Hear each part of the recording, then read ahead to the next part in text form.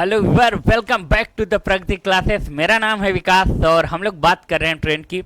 तो ट्रेन में क्या क्या बात कर चुके थे, कुछ कॉन्सेप्ट की बात कर रहे थे और आज हम लोग कुछ बहुत अच्छे इंपॉर्टेंट क्वेश्चन करेंगे जो एग्जाम में आया हुआ है। तो आइए हम लोग क्वेश्चन पे डायरेक्ट आते हैं। विपरीत दिशाओं में चल रही दो ट्रेन 30 सेकेंड और 20 सेकेंड में एक खंबे को पार करती है और 25 सेकेंड में एक दूसरे को पार करती है।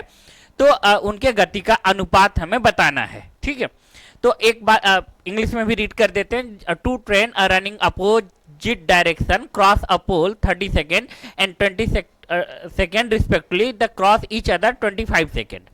ठीक है, तो हम आपको एक कॉन्सेप्ट बताए थे कि कभी भी क्या होगा कि ट्रेन अपोजिट डायरेक्शन में है तो उन लोगों का जो क्रॉस ए अपोजिट दो ट्रेन है, ठीक है, तो ट्रेन यानी हम रेल को आर से दिखा देते हैं जानबूझकर। अगर एक दूसरे को एक क्रॉस कर रहे हैं तो जाहिर सी बात है कि इन लोगों का जो मीटिंग पॉइंट होगा, मीटिंग पॉइंट में स्पीड जो अगर S1 है और S2 है तो ए स्पीड आपस में क्या होगा, ऐड होगा। ए स्पीड क्या होगा, आपस में ऐड होगा। ये जाहिर सी बात है, तो एक दूसरे को क्रॉस कर देंगे और जो टाइम होगा, जाहिर सी बात है स्पीड ऐड होगा तो टाइम क्या होगा, बहुत कम लगेगा, यानी टाइम सब्सट्रैक्ट होगा। तो इस ऐसा ही कुछ क्वेश्चन है। तो आइए हम लोग अपने क्वेश्चन पे देखते हैं क्या है हम लोग का गिवन पॉइंट। तो गिवन दिया हुआ है विपरीत दिशा में चल रही दो ट्रेन है। तो ट्रेन है तो क्या है, T1 लिख लेते हैं, ट्रेन 1 का टाइम, और ये कितना दिखाता है आपका 30 सेकेंड। एंड यहाँ पे लिख लेते हैं T2, और T2 आपका कितना है 20 सेकेंड। और जब एक दूसरे को एक क्रॉस कर रहे हैं, यानी इसका मतलब क्या है कि स्पीड आपस में ऐड हो रहा होगा, और एक दूसरे को जब एक क्रॉस करते हैं तब क्या हो रहा है, टाइम कितना ले रहे हैं, एक दूसरे को क्रॉस करते समय टाइम ले रहे हैं ये 25 सेकेंड। अब आप सिंपल सी बात समझिए, डिस्टेंस इक्वल टू क्या होता है। तो डिस्टेंस इक्वल टू हम लोग मल्टीप्लाई करके लिख सकते हैं क्या, यानी दूरी इक्वल टू हम लोग लिख सकते हैं स्पीड मल्टीप्लाई टाइम, यानी दूरी इक्वल टू लिख सकते हैं ऐसे चाल मल्टीप्लाई समय, यानी मल्टीप्लाई समय, यही ना।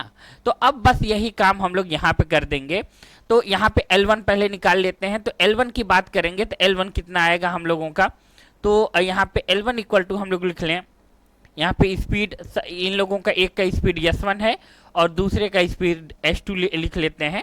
दूसरे का स्पीड हमारा क्या है, S2 है ट्रेन का। L1 plus L2 equal to कितना करेंगे, तो L1 इक्वल टू पहले निकाल लें। ठीक है, L1 इक्वल टू क्या होगा हम लोगों का, तो L1 इक्वल टू होगा हम लोग का 30 multiply S1 and L2 equal to क्या होगा यहाँ पे 20 मल्टीप्लाई S2। इतनी बात क्लियर है या नहीं है, क्लियर है। ठीक है, अब क्या करेंगे, यहाँ पे अगर टोटल हम लोगों का लेंथ निकालना है तो यहाँ पे क्या करेंगे, L1 plus L2 equal to ए जब आएगा तो यहाँ पे टाइम का मल्टीप्लाई करेंगे हम लोग। तो यहाँ पे हम लोगों को एक मिल जाएगा मल्टीप्लीकेशन S1 प्लस S2, यानी दोनों स्पीड मल्टीप्लाई टाइम कर देंगे तो टाइम हमारा 25 है। बस काम हमारा हो गया। ठीक है, दोनों को आपस में ऐड कर देंगे। ये देखिए, इसको अगर आप नाम देना चाहें तो इसको इक्वेशन नंबर फर्स्ट दे दीजिए, इसको सेकेंड दे दीजिए और इसको क्या थर्ड। ठीक है, फर्स्ट और सेकेंड को ऐड कर देते हैं L1 प्लस L2।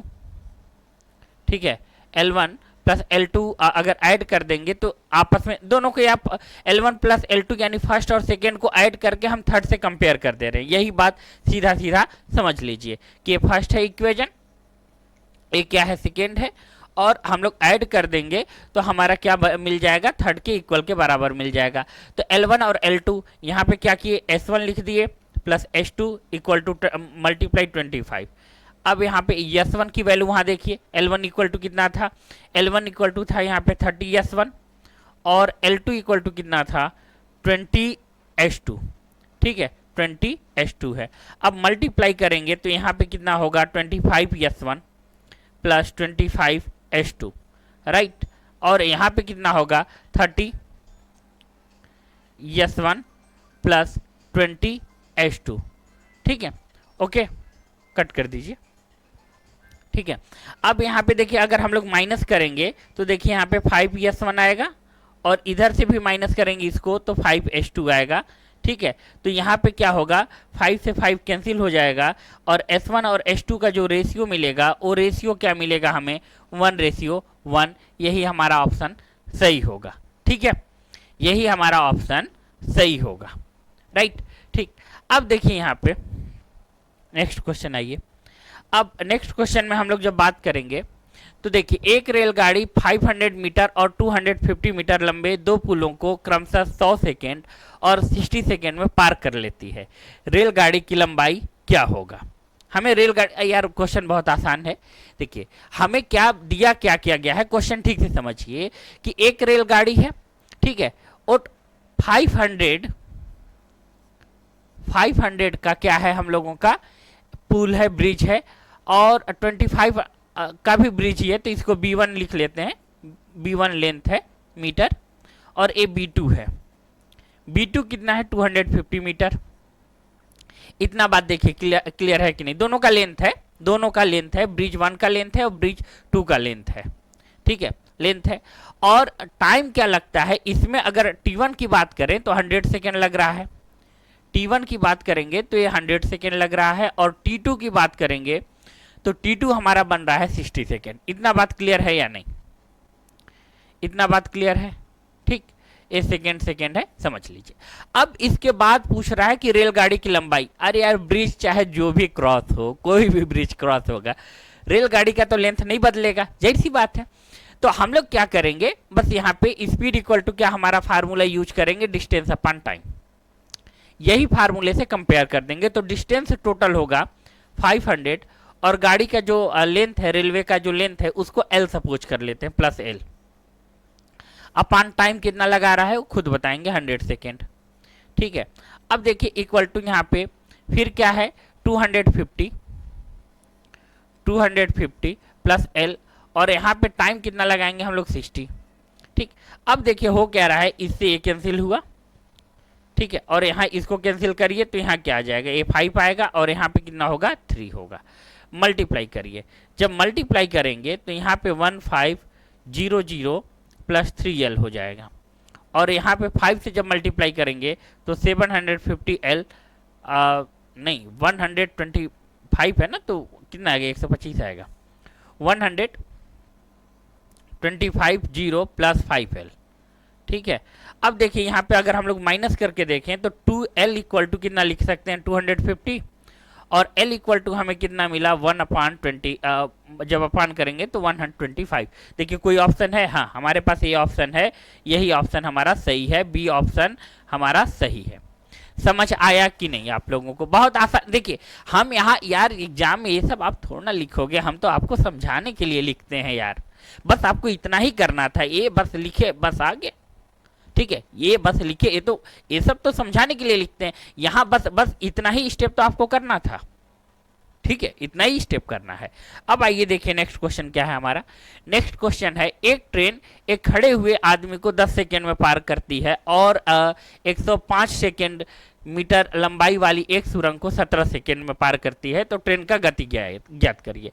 अब देखिए जब खड़ा व्यक्ति रहता है, खड़ा पोल रहता है, या मोटरसाइकिल, जीप, जो छोटे छोटे चीज रहते हैं, लगभग छोटे कहने का मतलब है 2-3 मीटर वाली चीजें, तो उसको हम लोग नेग्लिजिबल मान लेते हैं यहाँ पे।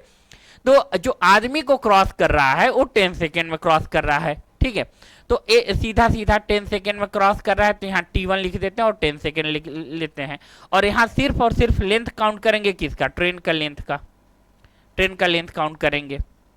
यही हमसे शायद पूछा है क्या, ट्रेन की गति पूछा है। ठीक है, ट्रेन का लेंथ काउंट करेंगे, और 105 मीटर लंबी सुरंग है, जो टनल है, वो टनल क्या है, तो वो टनल को वो 105 है 17 सेकेंड में, यानी T2 इक्वल टू हमारे पास वो 17 सेकेंड में क्रॉस कर जाता है। ठीक है, तो जब वो आदमी को क्रॉस कर रहा है तो यही स्पीड इक्वल टू, यहाँ पे देखिए अब यहाँ ट्रेन की जो लेंथ है उसको L सपोज कर लेते हैं, L ही है, तो चाहे जिसको भी क्रॉस कर रहा हो तो स्पीड इक्वल टू यही फार्मूला लगाएंगे हम लोग, डिस्टेंस अपॉन टाइम। ठीक, चाल इक्वल टू दूरी बटा समय। तो यहाँ पे क्या होगा, देखिए समझिए कि डिस्टेंस हमारा एक का तो हम लोग L ही सपोज करेंगे, जिसमें आदमी को क्रॉस कर रहा था, और टाइम लेगा यहाँ पे 10, और देखिए टनल का जो लेंथ दिया है 105 मीटर है, तो 105 प्लस यहाँ पे भाई ट्रेन का लेंथ तो वही रहेगा, तो ट्रेन के लेंथ को काउंट करेंगे, तो ट्रेन का लेंथ आज आएगा आपका L, और क्रॉस कितने में कर रहा है, तो 17 में। ओके, मल्टीप्लाई कर दीजिए, ठीक है, क्रॉस कितने में कर रहा है, तो 17 सेकेंड में कर रहा है, तो मल्टीप्लाई करेंगे तो यहाँ पे 17L हो जाएगा, और यहाँ पे क्या होगा 10 मल्टीप्लाई 105 मल्टीप्लाई यहाँ पे 10 L हो जाएगा। ठीक, अब देखिए यहाँ पे 17 है, 10 है। अब देखिए इस L को यहाँ से इससे माइनस कर दें तो यहाँ पे 7L आ जाएगा।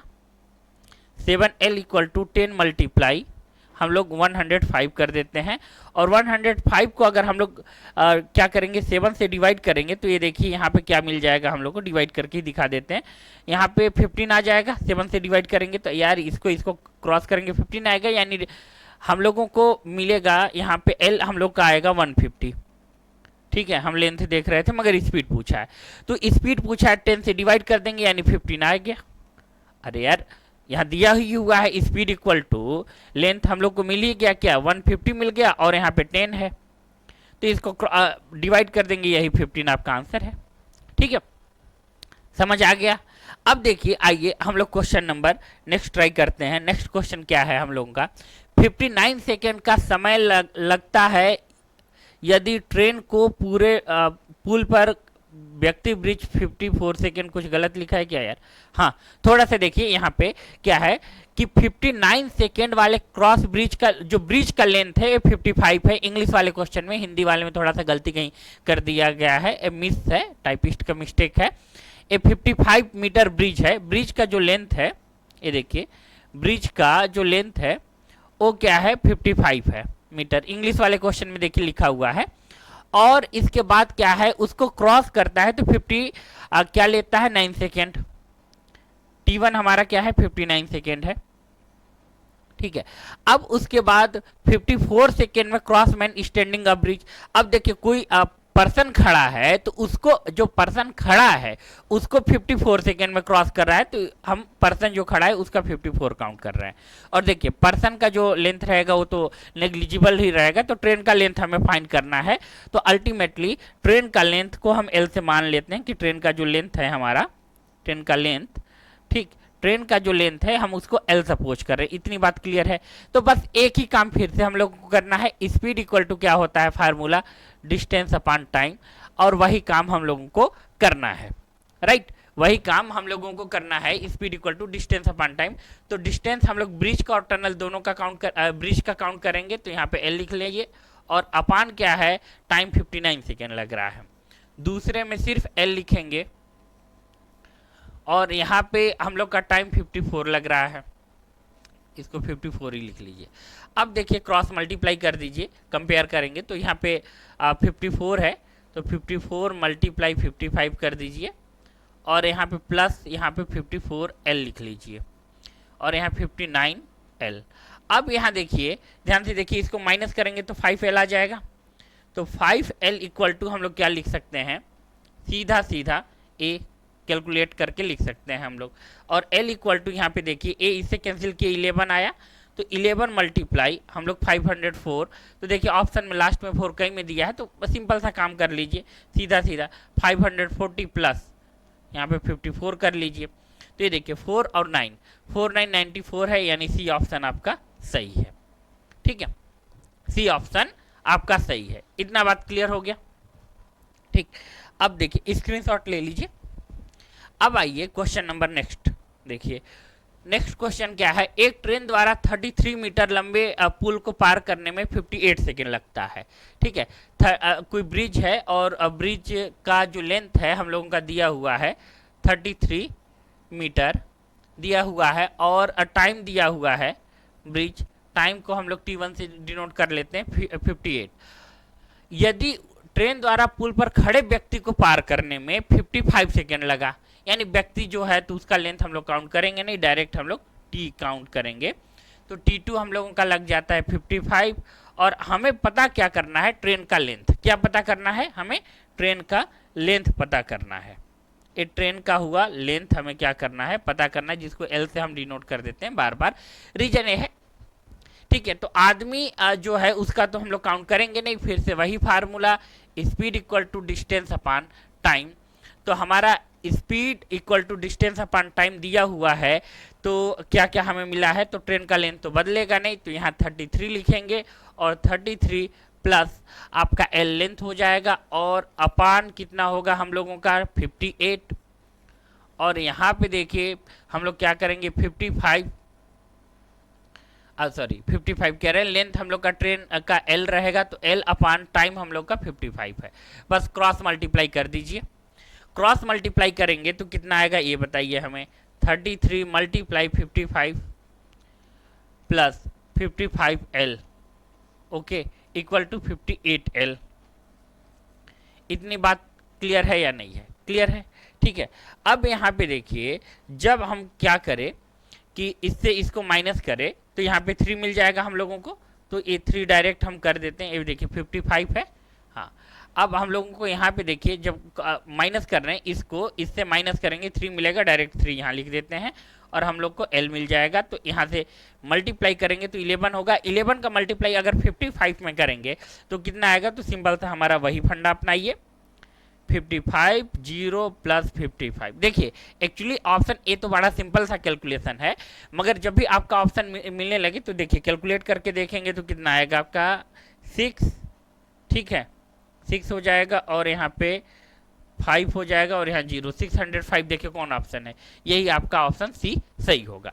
ठीक है, समझ आ गया होगा आप लोगों को। तो आज ऐसे कुछ ऐसे कॉन्सेप्ट रखे हम और ऐसे क्वेश्चन, जो सारे क्वेश्चन यार आए हुए हैं, ऐसा कुछ नहीं है कोई भी क्वेश्चन हम खुद से बनाकर नहीं लाते हैं, सारे क्वेश्चन आपका प्रीवियस ईयर का है। तो आप देख लीजिएगा। अब नेक्स्ट क्वेश्चन देखते हैं और नेक्स्ट क्वेश्चन है, एक क्वेश्चन में ये 18 जो लिखा हुआ है ये 18 क्वेश्चन का पार्ट नहीं है। एक बुलेट ट्रेन है, ठीक है ट्रेन होगा, ट्रेन एक प्लेटफॉर्म को एक खड़े व्यक्ति को 55 सेकेंड में और 30 सेकेंड में पार करता है। अगर बुलेट ट्रेन की गति 198 किलोमीटर पर आवर है तो प्लेटफॉर्म की लंबाई आपको बताना है। क्वेश्चन कुछ वैसा ही सिमिलर है, यही आपका रहेगा क्या, होम वर्क। ठीक है, तो देखिए कम से कम हम 5-6 क्वेश्चन कराए और आप क्या करिएगा, इतना क्वेश्चन देखने के बाद उसको ठीक से देखिएगा, कॉपी पेन लेकर नोट्स बना लीजिएगा, स्क्रीनशॉट नहीं तो खींचकर नोट्स बना के रखिएगा। ठीक है, और एक क्वेश्चन ट्राई करिएगा, नहीं हो पाएगा तो कमेंट में डाल दीजिएगा। हम फिर बहुत इंपॉर्टेंट क्वेश्चन के साथ आपसे मिलेंगे नेक्स्ट लेक्चर में, यानी कल। तब तक के लिए हमारे साथ जुड़े रहने के लिए, वीडियो को कंप्लीट देखने के लिए और प्रगति क्लासेस को सब्सक्राइब करने के लिए थैंक यू वेरी मच।